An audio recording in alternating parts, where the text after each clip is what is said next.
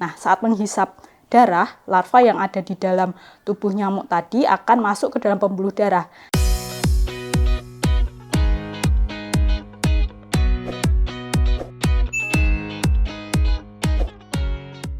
Halo Sobat Sehat, apa kabar? Hai Dok Ina Health, kembali hadir bersama saya, Dr. Alindina Anjani, spesialis penyakit dalam.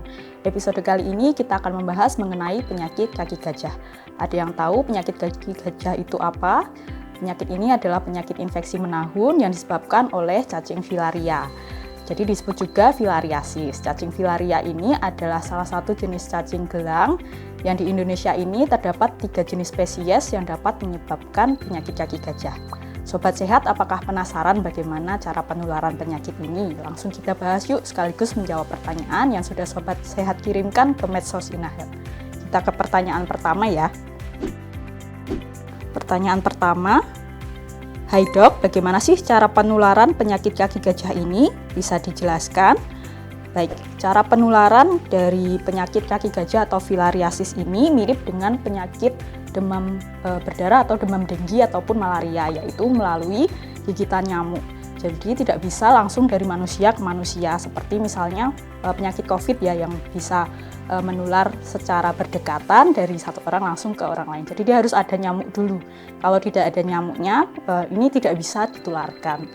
Nah, nyamuk yang membawa larva dari orang yang terinfeksi filariasis atau penyakit kaki gajah ini nanti akan menghisap manusia yang sehat. Nah, saat menghisap darah, larva yang ada di dalam tubuh nyamuk tadi akan masuk ke dalam pembuluh darah. Nah, nanti di situ larva ini akan berkembang, kemudian dia pindah ke saluran atau pembuluh kelenjar dan kelenjar getah bening. Nanti di sana dia akan menjadi cacing dewasa. Untuk pertanyaan kedua, hai Dok, apa sih yang menjadi gejala atau tanda seseorang terkena kaki gajah? Baik, tadi gejalanya kan sudah masuk ya larvanya. Nah, dia bisa menjadi 3, salah satu dari 3. Yang pertama adalah yang paling banyak, yaitu asimptomatik. Jadi tidak terjadi atau kita tidak tahu kalau ternyata ada infeksi atau mikrofilaria di dalam tubuh pasiennya itu. Jadi terlihat seperti sehat-sehat saja, tapi ketika dicek darahnya itu ada filarianya atau mikrofilaria.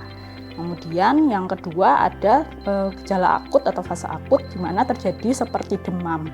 Demamnya bisa naik turun, kadang sembuh, kadang demam, seperti itu. Kemudian juga bisa disertai tanda peradangan lokal. Jadi mungkin seperti bengkak ataupun kemerahan, kemudian disertai nyeri, baik di kulit maupun di dekat kelenjar getah beningnya. Atau juga bisa terjadi di saluran yang terkena ya, saluran getah bening atau saluran limfe.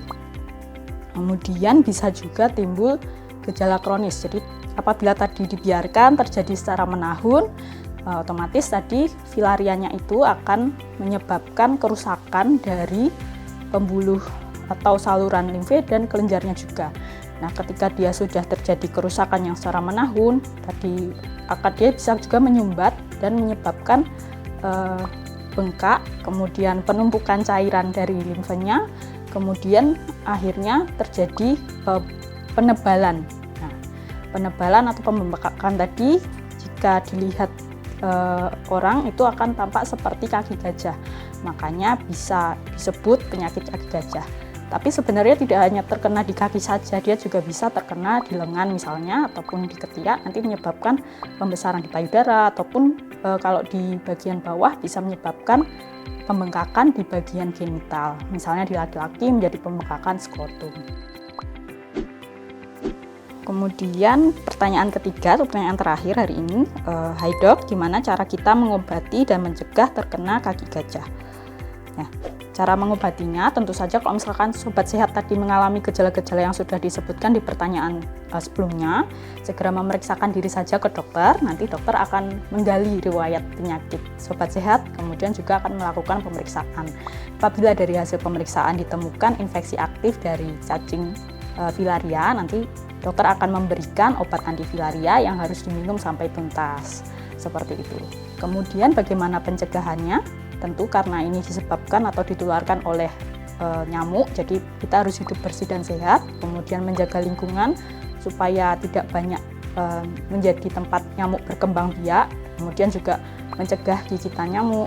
Kemudian apabila sobat sehat hidup di daerah endemis, itu bisa mengikuti program yang dilakukan oleh pemerintah. Jadi ada pemberian obat pencegahan massal. Jadi nanti setiap penduduk usia 2-70 tahun kecuali ibu hamil dan ibu menyusui nanti bisa diberikan obat yang harus diminum 1 tahun sekali selama 5 tahun berturut-turut untuk menurunkan angka parasit atau angka filaria tadi.